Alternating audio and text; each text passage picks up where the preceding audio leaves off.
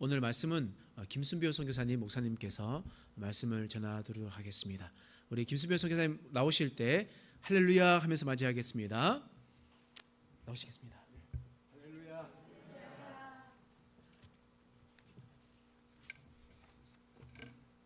네, 할렐루야. 또 성도 여러분들을 뵙고 또 이렇게 함께 말씀을 나눌 수 있게 되어서 정말 감사를 드립니다. 이재국 목사님은 그 목사님의 부친 장로님하고 저하고 아주 친하게 지난 사이고, 이재국 목사님도 열심히 어릴 때부터 저하고 또 사랑의 동산이나 이런 걸 통해서 또 교제하고 그렇게 좀 가깝게 지나던 사이였는데, 또 그 김포에서 개척을 했다는 이야기를 듣고 많이 궁금도 했는데, 또 제가 선교하는데 개척했다면 또 선교비도 보내고 이러니까 너무 감사하고, 또 오늘 한번 찾아뵙고 싶어서 오늘 한국에 잠시 방문했을 때 이렇게 찾아뵙고 여러분들과 함께 이렇게 은혜 나눌 수 있게 돼서 너무 감사를 드립니다.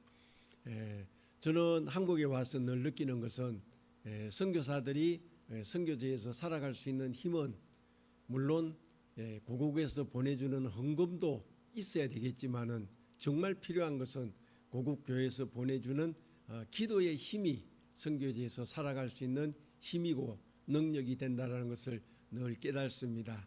그래서 고국교회 와서 늘 느끼는 것은 정말 언제든지 모든 기도 시간에 보면은 어느 교회든 큰 교회든 작은 교회든 선교사님들을 위해서 기도하는 그런 모습들을 보면서 이게 우리 한국교회 축복이고 또 나가서 선교할 수 있는 힘이고 능력이 된다는 것을 깨달으면서 늘 감사를 드립니다. 먼저 오늘은 제가 주일 낮 예배지만은 그 선교지 선교 이야기들을 좀 많이 하고, 말씀보다는 그 선교지의 이야기들을 좀 많이 나누면서 함께 은혜를 받기를 원합니다. 먼저 제가 준비한 영상이 있는데 함께 잠깐 보시고 그리고 말씀을 이어서 전하도록 하겠습니다.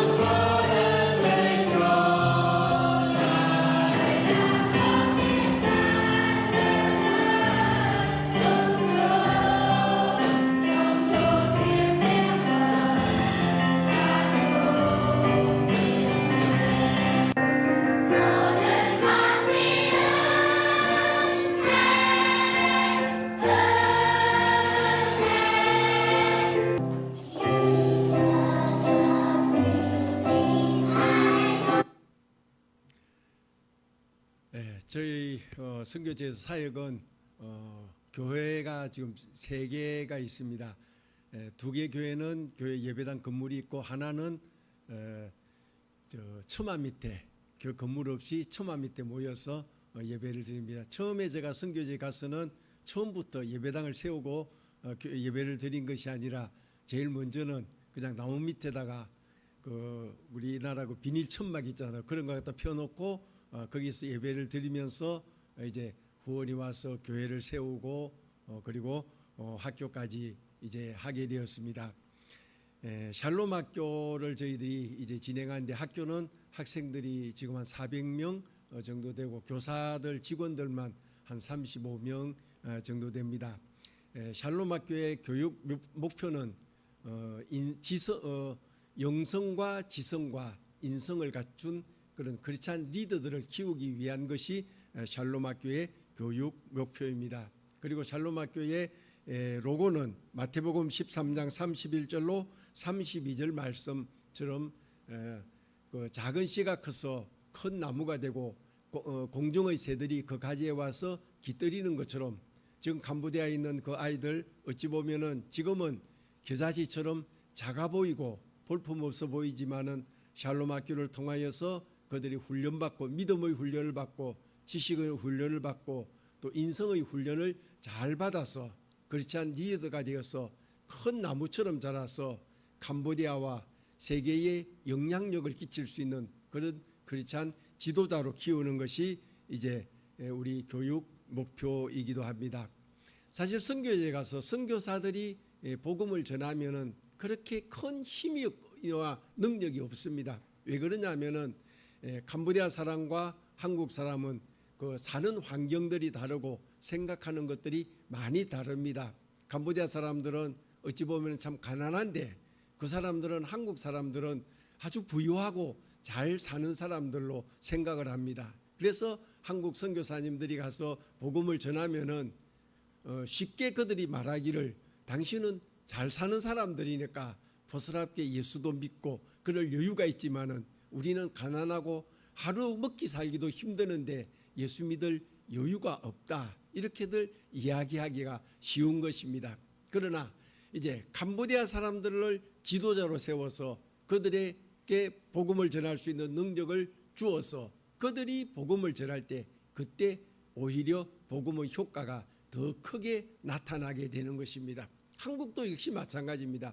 물론 선교사님들이 오셔서 열심히 복음을 전하였지만은 선교사님들이 많은 한 사람 한 사람을 복음을 전하기보다는 선교사님들이 오셔서 지도자를 세우고 그 지도자들이 나가서 복음을 전하여서 그게 많은 사람들에게 복음의 능력이 나타내는 것입니다. 진짜 복음은 내 나라 사람이 내 나라 사람에게 전하는 것에 더 큰 힘이 있고 능력이 있기 때문입니다. 그래서 샬롬 학교를 통하여서 이제 이런 지도자를 키워서 이들이 캄보디아의 정치계도 들어가고 종교 어떤 그 산업계도 들어가고 법조계도 들어가고 여러 분야에 들어가서 영향력을 끼칠 수 있는 지도자로 세우는 것입니다.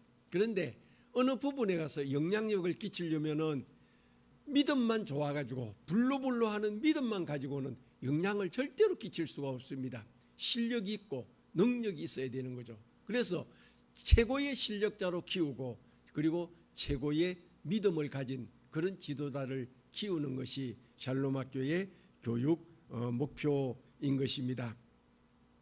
사실 제가 학교를 세우기는 11년 전에 큰 학교를 세우겠다는 그런 어떤 비전을 가지고 학교를 시작한 것은 아닙니다. 처음 선교제 가가지고 하루 종일 열대의 떼약볕에서 부모들은 일터에 나가고 아이들이 그저 방치되어 있는 그런 아이들을 바라보면서 어떻게 저 아이들을 케어할 수 있을까, 좀 돌볼 수 있을까라는 그런 단순한 마음을 가지고 처음 유치원을 시작하게 되었습니다.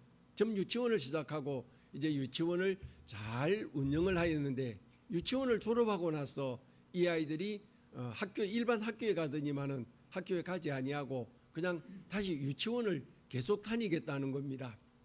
캄보디아는 교육 환경이 너무 열악합니다.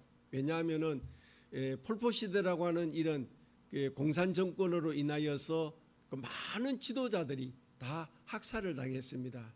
불과야 몇 년 전 오래된 이거 시기가 아닌데 그 시대에 학교 지식인들을 다 숙청당하고 그리고 정권이 안정되고 난 이후에 이제 학교를 열었는데 가르칠 수 있는 교사들이 없는 거예요.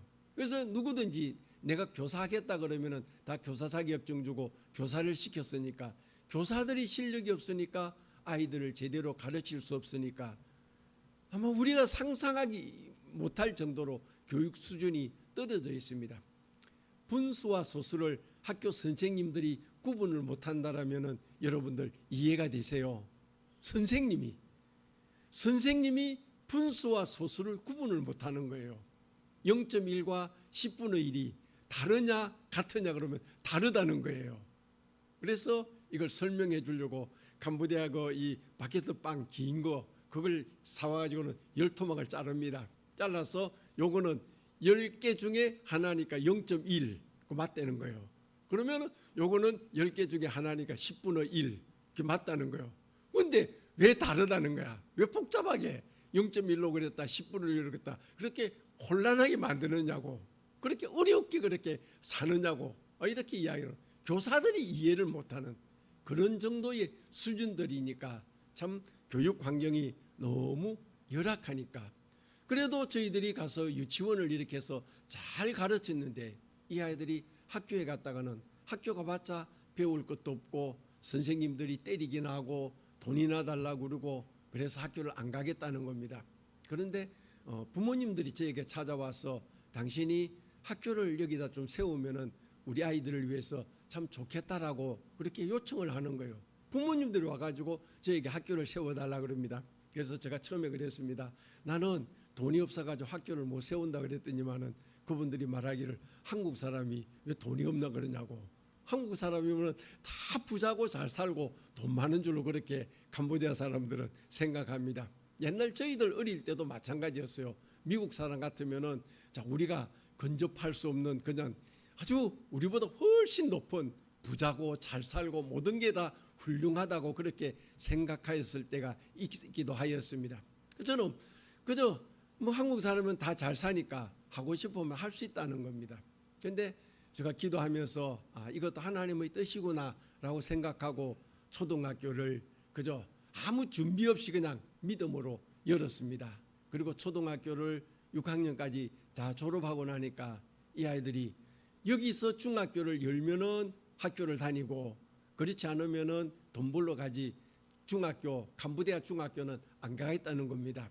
그래서 그러면서도 부모님들이 와가지고 당신이 하는 거 보니까 잘하니까 계속해서 중학교도 열어주었으면 좋겠다라는 요청도 하고 또 하나님의 뜻으로 믿고 그저 중학교를 시작하였습니다. 그리고 중학교 3학년 졸업하고 나서 이제 저는 저희 딸하고 같이 사역을 하면서 고등학교를 위해서는 아예 기도도 하지 말자고 그랬습니다. 학교 사역이 귀한 사역이기는 하지만은 너무나 어렵고 힘들고 재정으로도 어려울 뿐만 아니라 너무 시간적 여유가 없습니다. 일주일 내내 학교에 매여 있어야죠. 그리고 또 교회 사역을 하니까 주일날은 또 교회 사역해야죠. 그러니까 실성이 없는 거예요. 그래서 학교 사역은 참 너무나 힘들지만은 그러나 또 이 사역을 내보면은 아이들이 믿음으로 자라는 이 모습들을 보면서 그저 참 이 귀한 사역이라는 것을 늘 깨닫게 됩니다. 사실은 캄보디아는 국교가 불교이기 때문에 태어나서부터 죽을 때까지 이 불교라고 하는 그늘을 벗어나서는 살 수가 없는 나라가 캄보디아입니다. 그리고 일반 학교에 가면은 커리큘럼에서 교육 커리큘럼에서 그 불교 교육을 해야 되고 그리고 아침에 조회할 때는 불경을 외우고 그리고 이제 하루 수업을 시작하는 이런 교육 제도들이 있습니다. 그렇기 때문에 아이들이 주일날 교회 와서 찬양을 하는 것 같지만은 학교에 가면은 불교 교육을 받아야 되고 그리고 절에 가는 날 되면 교회 왔다가도 쑥 빠져 전부 다 절에 가고 그리고 또 교회 오는 날 되면 또 교회도 오고 그러니까 유일신 하나님을 섬기는 그 훈련을 하기가 너무 어려운 환경이 바로 캄보디아 선교지의 모습이기도 한 것입니다. 그래서 이렇게 학교 사역을 하면서 참 보람은 있는데 너무 힘들고 어려워서 내 형편으로서는, 내 능력으로서는 고등학교는 도무지 할 수가 없다라고 생각하고 고등학교는 안 열기로 그렇게 생각을 했습니다. 그런데 오히려 저보다도 부모님들이나 학생들의 믿음이 더 강해가지고는 저 사람이 저렇게 이야기해도 반드시 고등학교를 열 거라는 그런 기대감을 먼저 가지고 있는 것입니다. 그래서 올 10월 달에 이제 하나님께서 인도하여 주실 것을 믿고 고등학교를 시작하였습니다. 그리고 고등학교를 시작하면서 그것도 기숙고등학교로 하기로 결정을 했습니다. 캄보디아는 이 청소년 환경이 너무 열악해요. 마약, 술, 담배 그리고 여러 가지 향락에 청소년들이 너무 많이 노출되어 있습니다. 그래서 일반 학교에 다니면은 학교에 다니면서 온갖 여러 가지 다른 것들에게 빠져서 그 마약에 중독되어 있는 아이들이 너무 많아요. 청소년들이 마약이 그저 널려 있으니까 청소년들이 마약에 중독되어 있는 아이들이 너무 많습니다. 이렇게 타락되어 있으니까 이 아이들을 그저 단순히 학교에 와가지고 낮에만 공부시켜가지고는 제대로 된 교육을 하기가 어렵다라는 것을 생각하고 기왕 고등학교를 하려면은 이제 그 합숙을 해서 기숙고등학교를 해야 되겠다 그렇게 결단하고 교실도 없고 기숙사도 없고 아무것도 준비되지 않은 상황 가운데서 그저 믿음으로 이제 고등학교를 열었습니다.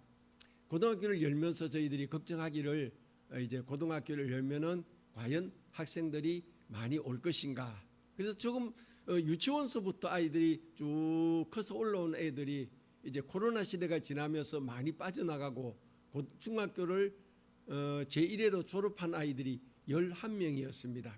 그래서 이 아이들이 다 고등학교 등록을 할지 안 할지 거기에 대한 확신도 없고 그러나 고등학교를 처음 그냥 한번 열어서 시작해보자라는 결단을 가지고 이 아이들만 다 와도 괜찮겠다라고 생각했는데 고등학교를 열고 나니까 부모님들이 아이들을 다른 좋은 학교에 다니는 아이들을 우리 학교에 데리고 와서 우리 학교에 보내겠다는 겁니다. 그리고 그래서 이제 저희들은 우리 학교에 오면은 예배를 드려야 되고 성경 공부를 해야 되고 그걸 다 따라야 되고 여기 질서를 다 따라야 되는데 할 수 있겠냐고.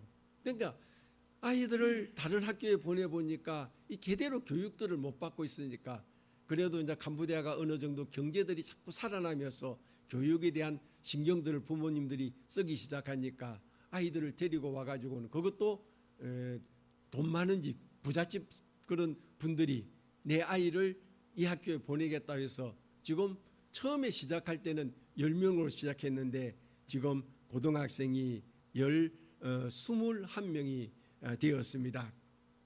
문제는 이제 학교 교실도 없고 기숙사도 없지만은 믿음으로 시작했는데 또 하나님께서의 일하심을 기대하면서 이제 계속해서 진행하고 있습니다. 사실 캄보디아는 조금 전에도 말씀을 드렸습니다마는 국교가 불교입니다. 그래서 태어날 때부터 죽을 때까지 이 불교의 그늘을 벗어날 수 없는 곳이 캄보디아입니다. 국공립학교 안에서는 반드시 불교 교육을 해야 되는 것이 캄보디아의 교육법입니다.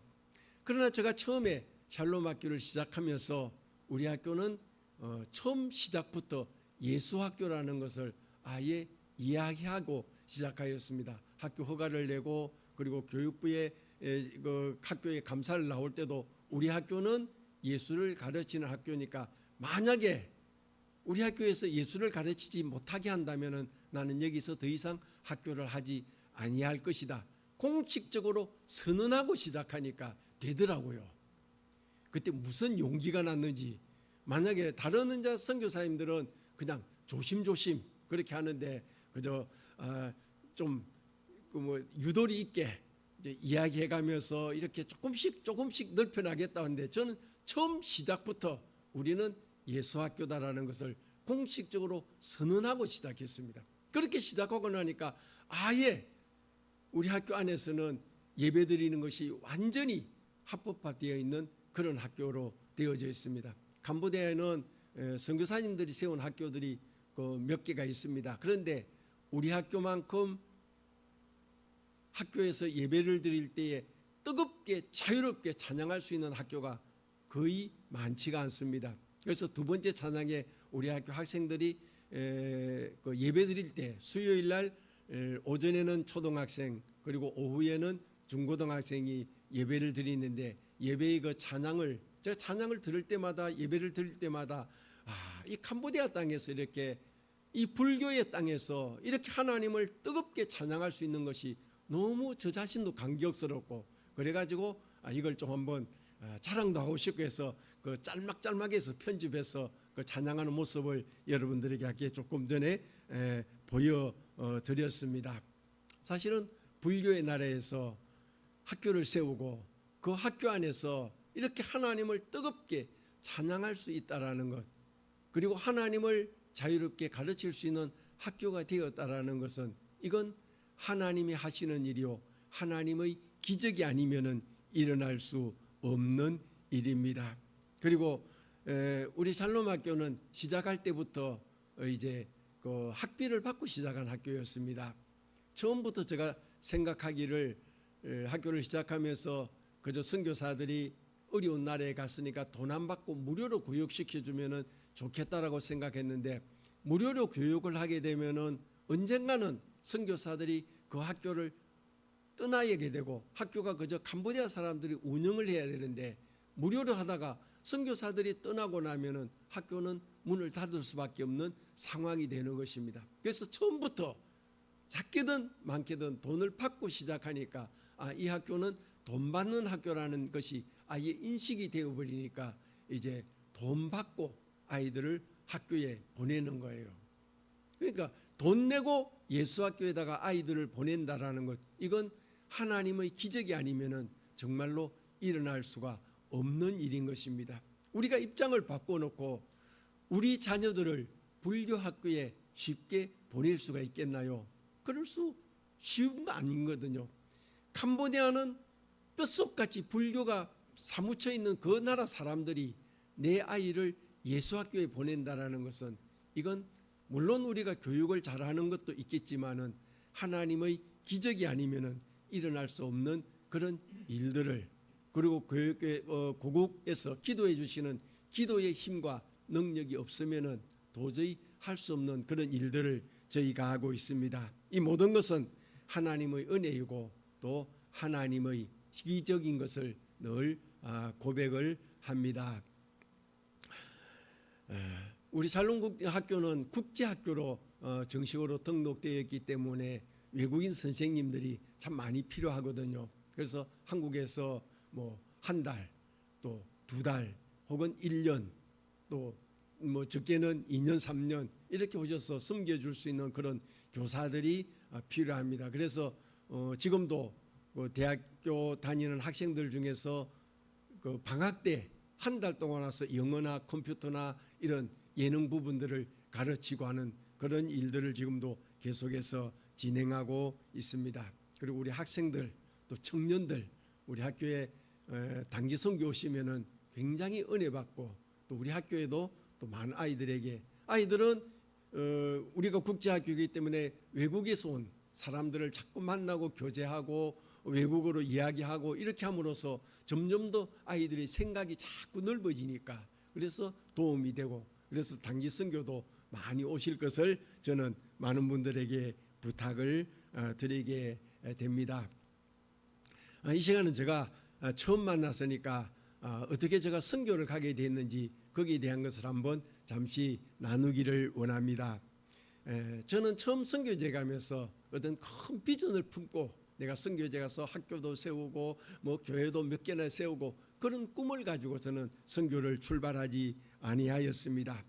1906년이 저의 가문에 처음 복음이 들어온 첫 해입니다. 그 2006년 저희 가문에 복음이 들어온 지 100년이 되는 그 해에 하나님께서 저에게 말씀하셨습니다. 너희 가문에 복음이 들어온 지 100년이 되었고 너희 가문은 큰 기독교 가문이 되었는데 이제 그 선교의 빚을 갚을 때가 되지 않았느냐라고 말씀하셨어요.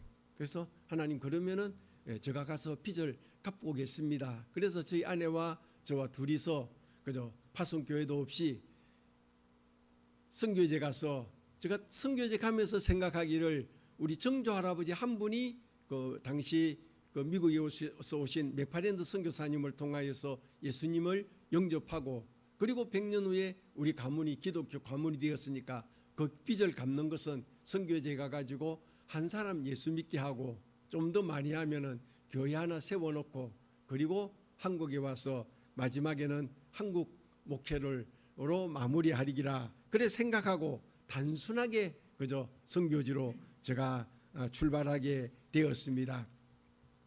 그래서 처음부터 뭐 큰 일을 하고 큰 사역을 하겠다라는 그런 마음은 없었습니다. 그런데 2년 전에 저희 아내가 갑자기 그 선교제에서 쓰러져서 손 한 번 못 쓰고 이제 떠나게 되면서 제가 하나님 앞에 많은 것을 묻고 또 많은 질문을 하고 또 하나님 앞에 기도하게 되었습니다. 제가 처음 선교지로 오기 전에 물론 내가 하나님께서 그 빚을 갚으라 그러니까 제가 한국에서 25년을 목회를 하다가 그걸 내려놓고 어느 날 갑자기 선교지로 갔습니다. 그러나 처음 출발할 때는 그저 예라고 대답은 했지만은 쉽게 출발하기가 쉽지가 않잖아요. 한국에서 목회를 하면서 목회의 임지를 그저 잠깐 옮기는 것도 쉽지가 않은데 한국에서 목회를 하다가 아무리 외국으로 가서 목회를 한다는 그것이 결코 쉬운 일은 아니고 결단을 하지 못하고 예라고 대답은 했지만은 머뭇거리고 있을 때에 하나님께서 저에게 이사야서 41장 10절 말씀을 주셨습니다. 두려워 말라 내가 너와 함께함이니라 놀라지 말라 나는 너의 하나님이 됨이니라 내가 너를 굳세게 하리라 참으로 너를 도와주리라 참으로 나의 의로로 오른손으로 너를 붙들리라 약속하셨습니다. 그 하나님의 약속의 말씀 하나 붙잡고 그냥 아무 대책 없이 후원도 없이 덜렁 선교지로 갔습니다. 그래서 지금까지 제가 선교지에 간 지 17년은 되돌아보면은 순간순간 선교지에서 위기도 있었고 어려움도 있었고 위험한 순간들도 수없이 많았지만은 그 순간마다 하나님이 도와주셨고 하나님이 지켜주셨고 그저 무대책하게 학교도 시작하고 교회도 시작했지만은 그 순간순간 하나님께서 돕는 손길을 붙여주시고 할 수 있도록 인도해 주시고 그 붙잡아 주셨던 하나님의 그 인도하심과 붙잡아 주심 하나님의 그 약속이 그대로 저희 사역에 이루어지고 있음을 늘 경험하고 또 고백하고 감사했습니다. 그런데 제가 하나님을 향하여서 첫 번째 질문을 했습니다. 하나님께서 분명히 저에게 선교제에 가면은 내가 너와 함께 하겠다. 내가 너를 도와주리라. 너를 붙잡아 주리라. 약속하셨고 지금까지 하나님이 붙잡아 주신 것 저는 확실히 믿습니다. 그런데 하나님이 붙잡아 주시려면은 끝까지 붙잡아 주셔야지 왜 순간 안 붙잡아 주셨냐고 그렇게 하나님을 향하여서 그저 원망이라기보다는 하나님을 향해서 막 항의를 하는 거죠. 하나님 어째서 붙잡아 주겠다면 끝까지 붙잡아 주셔야지 왜 그 순간에는 안 붙잡아 주셨냐고 하나님 앞에 그렇게 이제 질문을 드렸습니다. 그때 하나님께서 저에게 주신 첫 번째 질문이 대답이 나에게 하나의 미랄이 필요했다라고 말씀을 하셨습니다. 우리 기독교는 십자가의 종교입니다. 예수 그리스도께서 십자가에 못 박혀 죽으시고 피 흘리심으로 인하여서 우리가 구원을 받고 하나님의 자녀가 되고 천국 백성이 되었습니다. 초대교회부터 지금까지 교회가 세워지는 곳에는 그게 먼저 처음 교회가 세워지기 전에 먼저 순교자의 피가 있었고 거기에는 썩어져가는 하나의 미랄들이 있었고 그 위에 이 땅에 교회들이 세워졌다라는 것을 우리는 기독교의 역사를 통하여서 알 수 있습니다. 한국 교회도 수많은 순교자들의 피 위에 한국 교회가 세워졌는 줄로 믿습니다. 한국 땅을 위하여 썩어진 하나의 미랄들을 위해 한국 교회는 지금까지 든든히 세워졌는 줄로 믿습니다. 하나의 미랄들이 썩어져서 순교자가 되어서 흘린 그 피 위에, 그 생명 위에 한국 교회가 든든히 세워져 나가고 있는 것을 우리는 늘 기억하게 됩니다. 그래서 저는 하나님을 향하여서 또 질문을 했습니다. 하나님, 하나의 미랄이 필요하면은 목사인 나를 미랄로 삼으시든 순교자로 삼으시든 죽이시든 하나님이 나를 하면 되지 왜 하필이면 나 따라간 아내를 그렇게 했냐고 하나님을 향하여서 질문을 드렸습니다. 그때 하나님께서 저희의 가문에 복음이 들어온 배경에 대한 것들을 묵상하게 하셨습니다. 저희 정조부님을 예수 믿게 하셨던 그 당시에 맥파랜드 선교사님의 사모님이셨던 메리 스튜어트 선교사님은 한국에 오신 지 16년 만에 하나의 미랄이 되셔서 이제 떠나셨습니다. 그리고 우리 대구 선교의 아버지라고 하시는 아담스 선교사님의 사모님이셨던 닉딜 선교사님은 한국에 오신 지 14년 만에 이제 하나의 미랄이 되셨습니다. 지금도 대구에 가면은 동산병원 은혜의 정원에 가면은 제일 앞에 가면은 닉딜 선교사님의 그 묘비가 있습니다. 이번에도 와가지고 한번 전에는 가보지 못했는데 한번 그곳에 가서 그 닉딜 선교사님의 묘비를 이렇게 바라보고 이제 묵상도 하는 그런 시간도 가졌습니다. 하나님께서는 저는 선교제 가면서 한 사람을 예수 믿게 하면은 선교의 빚을 갚는다라고 생각했는데 빚을 갚는다라는 것은 그것이 아니라는 것을 저에게 깨닫게 해 주셨습니다. 제 가문에 복음을 넣어주신 선교사님이 걸어가셨던 그 길도 함께 걸어가는 것, 이게 온전한 빚을 갚는 길이라는 것을 말씀해 주셨습니다. 우리 가문에 복음을 넣으신 선교사님이 겪으셨던 그 아픔, 그 어려움, 그 고통들도 함께 경험하면서 나아가는 것, 이것이 바로 온전한 빚을 갚는 길이라는 것을 저에게 이제 깨닫게 해 주셨습니다. 그래서 저는 제 아내가 떠나고 나서 여러 가지로 하나님 앞에 많은 질문도 하면서 선교지에서 이제 더 이상 선교하지 않고 그냥 고국으로 돌아가서 마지막 고국에서 목회를 하는 것이 좋겠다라는 그런 마음까지, 그런 생각까지도 가지게 되었는데 하나님께서는 그런 말씀을 주셔서 이제 다시 새롭게 학교를 시작하고 고등학교도 다시 시작하게 되었습니다. 그러면서 저는 오늘 본문 말씀을 통하여서도 많은 것을 묵상할 수 있는 기회가 되고 깨닫게 되었습니다. 선교지라는 것은 가고 싶으면 가고 가기 싫으면은 안 가도 되는 곳이 아니라는 것을 깨닫게 해주셨습니다. 우리가 하는 선교는 내가 하고 싶으면 하고, 우리 교회가 선교를 하는데 선교는 하고 싶으면 하고 하기 싫으면 안 해도 되는 것이 선교가 아니라는 것을 우리에게 말씀해 주시고 계시는 것입니다. 선교지는 가기 싫어도 우리를 재촉하시는 주님이 계시기 때문에 억지로라도 가야 되는 곳이 선교지라는 것을 말씀해 주시고 계십니다. 선교는 하기 싫어도, 우리가 하기 싫어도 돈이 없어도 해야 될 것을 우리에게 재촉하시고 주님께서 우리를 향하여 재촉하고 계시는 것입니다. 그래서 선교는 하기 싫어도 주님의 말씀에 순종해야 해서 해야 되는 것이 선교라는 것을 우리에게 말씀해 주시고 계시는 것입니다. 오늘 본문 말씀을 보면은 예수님의 제자들은 이제 하루 종일 예수님이 복음을 전하시는 그 예수님의 시중을 들어야 했고, 그리고 마지막에는 보리떡 5개와 물고기 2마리로 5천 명을 나누어 먹일 때 그 일들을 다 감당했습니다.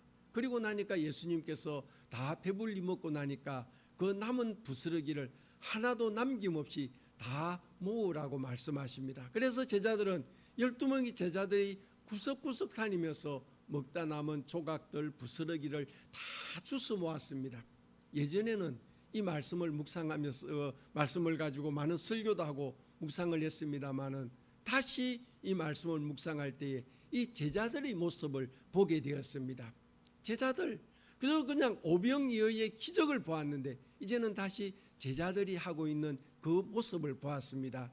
제자들이 예수님의 시중을 들고 그리고 떡을 나누어 주고 그 부스러기를 주워 모으고 하는 일들이 결코 쉬운 일은 아니고 피곤하고 힘들고 지친 일이었다는 것을 깨닫게 되었습니다. 그러면서 제자들은 이제 사람들을 다 돌려보내고 나면은 다리 좀 쭉 뻗고 쉬고 싶었을 것입니다. 선교제에서 있다가 돌아오면은 제일 먼저 하는 일이 뭔지 아세요? 선교제에서 오면은 제일 먼저 오면은 숙소가 잡혔는지 하면은 숙소에 들어와서 24시간 어떤 때는 이틀을 그냥 자고 또 자고 또 자고 또 자요. 선교제에서는 막 긴장하고 육체도 긴장하고 정신도 긴장하고 이제 영적으로도 긴장된 상태에 있다가 고국에 돌아와서 딱 누우면은 24시간은 일어날 수가 없어요. 그냥 누워 있습니다. 그리고 나면은 다시 이제 힘을 얻고 이제 사람도 만나고 선교 보고도 나가고 이렇게 하는데 그래서 그 제자들을 생각하게 된 거예요. 얼마나 피곤했겠는가. 그런데 지금 다리 좀 쭉 뻗고 쉬고 싶을 텐데 그때 예수님이 제자들을 향하여서 이 밤에 노져서 밤바다로 나가라고 말씀하십니다. 그때 예수님의 제자들은 오늘 성경 본문 말씀을 그대로 보면은 제자들은 예수님의 그 말씀 앞에서 한마디도 대답을 안 합니다. 그냥 아무 말 안 하고 예수님이 가라고 재촉하시니까 그저 묵묵히 밤바다를 향하여서 노져가는 그 모습을 보게 되는 것입니다. 바로 우리가 하는 선교도 이와 마찬가지라는 것을 이 본문을 통하여서 깨닫게 되어졌습니다. 내가 가기 싫지만은 예수님이 가라고 하면은 아무 말 안 하고 묵묵히 나아가는 것, 이게 바로 우리가 복음을 전하는 일이요 선교하는 일이라는 것을 깨닫게 되었습니다. 그리고 두 번째로 선교지는 결과를 보고 가는 것이 아니라 결과를 모르고 그래도 해야 되는 것이 선교라는 것을 우리는 깨닫게 되는 것입니다. 여러분, 예수님의 제자들이 밤바다로 배를 저어 나아갈 때에 그 앞에 어떤 일이 일어날지에 대한 것들을 생각하지 아니하고 그저 갔습니다. 선교제에 가서 사역들을 하다가 보면은 여러 가지 때로는 생각들이 많을 때가 있습니다. 순간 이 나라의 어떤 경제가 변화된다든지 정치의 변화가 있어서 선교사들을 다 추방해버리면은 이렇게 내가 사역하던 것 어떻게 해야 되는데 이번에 학교를 다시 건축을 하면서 그 건축하는데 비용이 학교 영상에 보니까 학교 건물 그 초등학교 건물 지었는데 그 건물 들어간 게 한국 돈으로 한 3억 정도 들었습니다. 근데 그 돈을 가지고 지을 때 고민을 했습니다. 만약에 캄보디아의 정권이 아직도 불안정한데 정권이 바뀌어져서 선교사들에 대한 핍박을 한다고 그러면은 선교사들을 추방한다면은 이렇게 크게 학교를 지어놓고 이걸 다 놓고 나와야 되는가? 이런 고민을 하게 되는 거예요. 우리 중국에 선교를 했는데 중국에 갑자기 어떤 정책이 바뀌어지니까 선교사님들이 교회를 세우고 뭐 열심히 사역하다가 다 그대로 놓고 쫓겨 나왔습니다. 그래서 이 많은 돈을 투자해서 여기에다가 학교를 지어야 되고 이런 것들을 해야 되는가라는 것을 생각하면은 선교를 할 수가 없는 거예요. 내일 어떻게 되든 오늘 내가 해야 될 오늘 가라 그러면은 앞이 캄캄한 밤바다 앞이 보이지 않지만 그저 주님이 가라고 하니까 노를 저어서 묵묵히 앞으로 나가는 것, 이게 바로 선교인 것입니다. 우리가 선교를 한국 교회에서 선교사를 파송하고 선교를 할 때도 이와 마찬가지인 거예요. 우리는 어떤 것을 하면은 결과를 기대를 하고 일을 합니다. 우리가 선교사를 파송하고 선교지를 후원하면은 거기에 대한 어떤 결과가 이렇게 보여지리라는 것을 생각을 먼저 합니다. 그러나 선교는 결과를 예측하고 하는 것이 아니라 결과를 모르지만은 주님이 가라고 하면은 그저 가야 되는 그곳이 바로 선교요, 선교지라는 것을 우리는 깨닫게 되는 것입니다. 더 나아가서 선교는 이제 순교를 각오하고 나가야 되는 곳이 선교지라는 것도 우리는 깨닫게 되는 것입니다. 오늘 본문에 말씀 나오는 예수님의 제자들은 거의 다 갈릴리 바다에서 자란 사람들입니다. 태어나서 갈릴리 바다에서 그들이 잔뼈가 굵어서 갈릴리 바다에 일어나는 상황들을 셋셋이 다 알고 있습니다. 언제 바다로 들어가면은 바람이 불 것이고 풍랑이 일어날 것이라는 걸 이 제자들은 익히 다 알고 있습니다.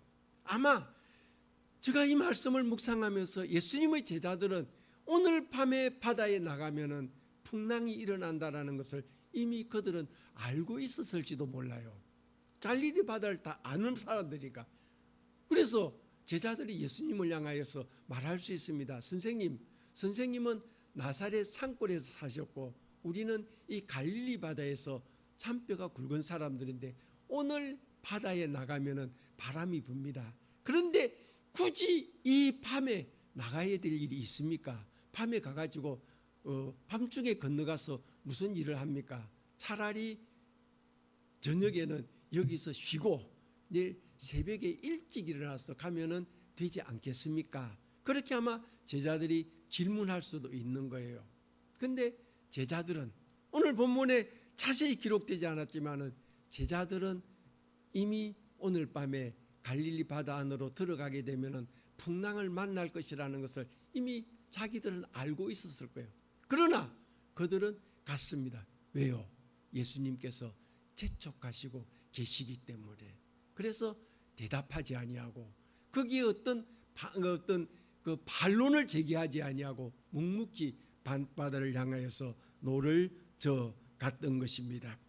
예수님께서 재촉하시고 계시기 때문에 선교는 손해 볼 것을 각오하고 해야 되는 것이 선교인 것입니다. 한국 교회도 마찬가지입니다. 한국 교회에서 선교를 할 때 내가 선교를 하면 어떤 이득이 어떤 결과가 있을 것이라는 것이 아니라 내가 선교비를 보내지만은 그게 나중에는 다 손해를 본다 할지라도 그럼에도 불구하고 해야 되는 것이 복음을 전하는 일이요 선교인 줄로 믿습니다. 사랑하는 성도 여러분들, 우리의 신앙생활도 이와 꼭 마찬가지라고 생각합니다. 우리가 신앙생활은 하고 싶으면 하고 하기 싫으면 안 해도 되는 것이 절대 아닌 것입니다. 때로는 교회 나오고 싶으면 교회 나오고 교회 나가기 싫으면 교회 안 나가도 되는 것이 아닙니다. 11조 하고 싶으면 하고 하기 싫으면 안 하고 내 기분에 따라서 내 감정에 따라서 하는 것이 우리의 신앙생활이요 교회 봉사요 복음을 전하는 일이요 전도하는 일이 아니라는 것을 우리에게 깨닫게 해 주십니다. 그리고 우리가 신앙생활은 이거는 잘 우리가 오해를 하지 아니하고 이해를 잘하고 들으셔야 됩니다. 신앙생활이라는 것은 어떤 결과를 예측하고 하는 것이 절대로 신앙생활이 아닌 것입니다. 물론 우리의 결과, 마지막 결과는 영원한 하나님의 나라라는 것은 확실합니다. 그러나 신앙생활을 잘함으로 인하여서 나에게 어떤 이익이 오리라는 그런 것을 기대하면서 우리가 신앙생활을 한다면 우리의 신앙은 바로 설 수가 없는 거예요. 여러분 11조 잘하면 복 받는다고 우리가 흔히들 그렇게 이야기합니다. 예수 잘 믿으면 복 받는다고 그렇게 흔히들 이야기합니다. 그런데 그게 정말로 맞나요? 예수 잘 믿으면 무조건 복을 받나요? 예수 잘 믿고 안 되는 사람도 있어요. 11조 잘했는데 복 안 받는 사람도 때로는 있습니다. 그걸 예측하고 우리가 신앙생활을 하다가 보면 그 신앙은 든든히 서 있을 수 없고 언젠가는 무너질 수밖에 없는 신앙인 것입니다. 제가 한번 처음에 이제 젊어서 처음 목회를 시작해가지고는 첫 해의 표를 온전한 11조, 온전한 주일 성수, 그리고는 첫 주 설교를 아주 11조를 100% 11조를 온전하게 하십시오. 그럼 반드시 하나님 여러분들에게 축복해 줄 겁니다. 성경에서 말씀하셨습니다. 그렇게 설교를 아주 멋있게 했습니다. 근데 그날따라 여집사님의 남편이 교회를 잘 안 나오셨는데 그 첫 주일날 교회에 나오셔서 이 설교를 들으신 거예요. 그리고는 감동을 받고 내가 올해는 11조를 해야 되겠다. 그래서 부인 집사님하고 아주 약속을 하고는 내가 월급을 받으면은 이제는 이번 올해는 내가 11조를 반드시 하리라. 그래가지고는 11조를 정말 꼬박꼬박 1년 동안 잘했습니다. 1년이 지나고 어느 날 새벽일을 마치고 이제 아침에 새벽일 마치고 딱 나가는데 어떤 사람이 시커먼 사람이 탁 앞에 나타나가지고는 야 도둑놈아 내 돈 내놔라 그러는 거예요. 얼마나 놀랐든지 그 집사님의 남편분인 거예요. 당신이 11조 하면 복 받는다 그래가지고 1년 동안 11조 잘했는데 성진하는데 떨어졌다는 거예요. 그러니까 사기꾼이고 도둑놈이라고 내가 내 11조 다시 돌려달라는 거예요. 그럼 여러분들 뭐라고 대답하겠습니까? 그래서 그냥 그때는 아직도 목회를 한 지 몇 년 안 되고 하니까 그냥 죄송합니다 그러고는 있는데 나중에는 부인 집사님이 오셔서 이제 남편분을 이제 모시고 하셔서 마무리가 되기는 했습니다만은 우리의 신앙생활이 항상 이럴 때가 너무 많은 거예요. 내가 열심히 신앙생활 했는데 왜 안 돼? 내가 열심히 주일 성수 잘했는데 이번에 우리 아들이 왜 대학교에 떨어졌어? 이것 때문에 우리가 낙심하고 실망할 때가 때로는 있는 거예요. 그래서 우리는 신앙생활을 결과를 예측하고 하는 신앙이 아니라 우리에게 어떤 결과가 주어지더라도 하나님의 말씀 앞에 순종하며 나아가는 것, 이게 바로 우리의 신앙인 것입니다. 초대교회 한국에 복음이 들어왔을 때에 우리 초대교회의 신앙의 선조들께서 결과를 예측하면서 신앙생활을 하셨다면 이 땅에 기독교가 이렇게 든든히 세워지지 않았을 거예요. 처음에 예수 믿고 처음 한국에 기독교가 들어오고 예수 믿고 많은 분들이 수없는 핍박을 받았습니다. 예수 믿으면 잘 되고 예수 믿으면 모든 것이 행복해야 되는데 예수 믿는 것 때문에 핍박받아야 됐고 예수 믿는 것 때문에 더 어려움을 당해야 됐습니다. 그러나 내가 구원해 주신 그 주님을 붙잡았기 때문에 끝까지 주님의 말씀에 순종하며 나아갔기 때문에 이 땅에 기독교가 든든히 세워졌는 줄로 믿습니다. 저희 정조부님도 저희 가문도 뭐 옛날에 그저 양반 아닌 가문이 어디 있겠습니까? 저희 가문도 그저 양반이라고 꽤 그렇게 그 의시되던 그런 가문들이었거든요. 근데 저희 정조 할아버지가 예수 믿는다고 그러니까 집안 어른들이 와가지고는 족보에서 너가 정말 예수 믿으면 족보에서 성판하겠다고 그런 유교 집안에서 예수 그 서양 예수를 믿는다고 그래서 정조 할아버님에게 그렇게 막 집안 어른들이 말씀을 하셨다는 거예요. 그래서 내가 이 집안에서 쫓겨나면은 그것 때문에 예수님을 떠났더라면은 우리 가문이 기독교 가문으로 세워지지 않았을 것입니다. 성도 여러분, 우리의 신앙생활은 물론 우리가 신앙생활 잘하면 하나님의 축복이 우리에게 임합니다. 그러나 때로는 아닐 때도 있는 거예요. 때로는 핍박이 있고 예수 믿었기 때문에 더 많은 고난을 때로는 경험해야 될 경우도 때로는 있는 거예요. 그러므로 우리는 우리의 신앙은 어떤 결과를 이 세상의 어떤 축복을 보고 가는 것이 아니라 예수님만 바라보고 예수님의 말씀만 의지하여서 나아가는 것이 우리의 온전한 신앙인 줄로 확실히 믿습니다. 예수님의 제자들 좀 전에도 말씀을 드렸지만은 그들은 결과를 보고 나가지 않았습니다. 바다에 풍랑이 일어날지 어떤 결과를 예측하고 간 것이 아니라 주님이 가라고 하니까 그 말씀대로 나갔던 거예요. 우리는 예수님의 말씀대로 이 하나님의 말씀대로 어떤 결과가 있는 중요한 것이 아니라 그냥 하루하루 앞이 안 보이지만은 말씀대로 뚜벅뚜벅 걸어 나가는 것, 이게 바로 우리의 신앙인 줄로 믿습니다. 때로는 우리가 신앙생활하면서 신앙생활 때문에 고난당하고 어려움을 당할지라도 그걸 이기고 나가는 것, 이게 바로 우리의 믿음인 줄로 믿습니다. 지금은 우리가 신앙생활하기가 어떻게 보면은 환경이 너무 좋아요.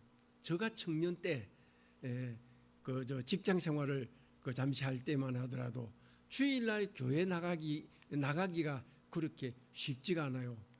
일주일에 한 달에 2번씩만 주일 쉬었거든요. 제가 어려서 직장 생활할 때 그랬어요. 한 달에 2번씩 쉬었는데 주일 4번 쉬는 직장은 월급이 적어요. 그런데 주일 4번 주일 성수하기 위해 가지고 월급이 적은 그 직장을 다녀야 되는 이런 아픔들 저희들 청년 때는 경험하면서 그래도 예수님을 의지하고 나갔던 그런 기억들을 해보게 되는 것입니다. 여러분, 신앙생활은 결과를 보고하는 것이 아니라 결과를 예측하지 아니하고 주님의 말씀대로 나아가는 것이 우리의 믿음의 생활인 것입니다. 때로는 고난이 오고 핍박이 우리에게 온다 할지라도 나가서 충성하고 봉사하고 말씀대로 순종하는 것, 이게 바로 우리의 믿음입니다. 오늘도 우리 주님께서는 우리의 뒤에서 우리를 재촉하시고 계십니다. 선교지로 나가라고 재촉하십니다. 선교하라고 우리를 재촉하시고 계십니다. 그리고 충성하고 봉사하라고 열심히 하나님의 말씀대로 순종하며 살라고 우리를 재촉하고 계십니다. 오늘 본문 말씀에 나오는 예수님의 제자들이 예수님의 말씀 한마디만 의지하고 묵묵히 밤바다로 노를 저어갔던 것처럼 때로는 우리에게 고난이 오고 어려움이 오더라도 주님의 말씀에 의지하여서 오늘도 우리의 뒤에서 우리를 재촉하시는 주님의 말씀에 순종하여서 묵묵히 정말 믿음의 길을 잘 걸어가시는 성도 여러분들이 다 되어지시기를 축복합니다. 기도하시겠습니다. 하나님 아버지, 감사합니다. 오늘도 부족한 종을 귀한 제단에 보내주시고 또 그동안 선교지에서 경험하였던 일들, 또 오늘 주님께서 우리에게 주시는 말씀을 함께 묵상하며 은혜 나눌 수 있게 해주셔서 참 감사함을 드립니다. 우리 주님께서 가장 귀히 여기시는 마지막 명령이 땅끝까지 이르러 내 복음을 전하라고 말씀하셨습니다. 우리는 내 이웃, 아직도 복음을 전해야 될 이웃들, 내 가족들, 또 나가서 세계에 나가서 전해야 될 많은 이제 복음을 전해야 될 그런 곳들이 있습니다. 예수님의 제자들이 묵묵히 밤바다를 향하여서 주님의 말씀에 순종하여 나아갔던 것처럼 오늘도 주님의 말씀에 순종하여 나아갈 수 있는 우리 모든 성도들이 되도록 인도하시고 축복하여 주시옵소서. 이 제단을 축복하여 주시옵소서. 예수 그리스도 이름으로 기도드려 사옵나이다. 아멘.